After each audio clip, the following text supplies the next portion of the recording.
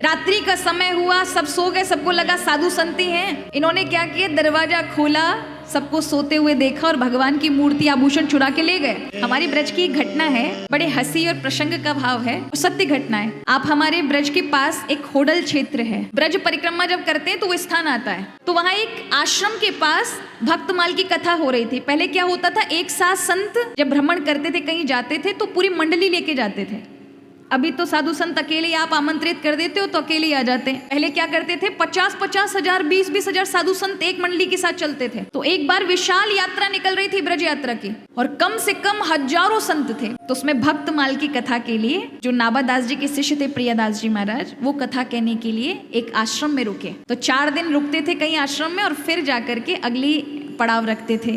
तो हमारे यहाँ 84 कोस का ब्रज मंडल है। कितने कोस का है? 1 कोस 3 किलोमीटर का होता है। तो पूरे ब्रज 84 कोस की साल में परिक्रमा होती है। तो वहां भक्तमाल हो रही थी। भक्तमाल में क्या, जो भक्तों की कथा श्रवण कर रहे थे भक्त इत्यादि, और वहीं ठाकुर जी का सुंदर स्वरूप था जो अष्ट धातु का था। भगवान को सुंदर मुकुट सोने के चांदी के राजा लोगों ने बनवाकर साधु संतों को दिए थे, वही पहना रखे थे। तो कुछ चोर लोग साधु संतों का रूप धारण करके आए, उनकी नजर पड़ गई भगवान के स्वरूप पर के अच्छा पैसा मिलेगा मूर्ति का, अगर चुरा लिया, आभूषण चुरा लिए तो आनंद आ जाएगा। तो वो चोर साधु का वेश बना के कीर्तन करने के लिए आ गए, और कीर्तन करने के लिए जो ही पधारते हुए साधु संतों को देखा तो सबने उनका स्वागत सम्मान किया।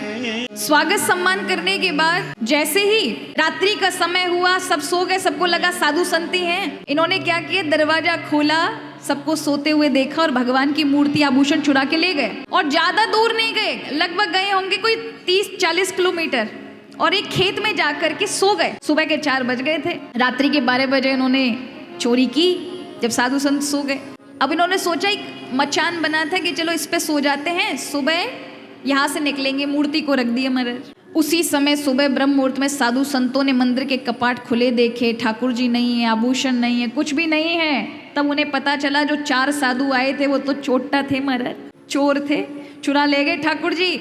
और प्रियदास जी महाराज जो नाबादास जी के शिष्य थे, उन्होंने कहा आज से मैं भक्तमाल नहीं करूंगा। क्यों नहीं करूंगा? अरे मेरे गुरुदेव ने कहा था कि भगवान कथा सुनते हैं। अरे भगवान ही कथा सुनते तो चोरों के साथ क्यों जाते? भगवान तो चोरों के साथ चले गए।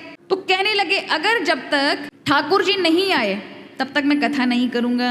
अब 4 बजे भगवान ने उनको मचान से पटक दिया, उन चोरों को, और निद्रा में स्वप्न में उनको महाराज इतना रौद्र रूप दिखाया और कहा मेरी जहां से मुझे लेके आओ वहीं की वहीं मुझे लौटा के लेकर जाओ, अन्यथा तुम्हारा जीना दुर्भर कर दूंगा।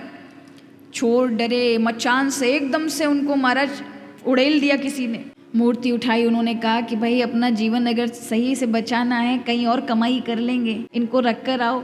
अब साधु संतों का रूप फिर से धारण किया और भगवान को लेकर नाचते गाते बजाते राम नाम कीर्तन करते हुए आने लगे।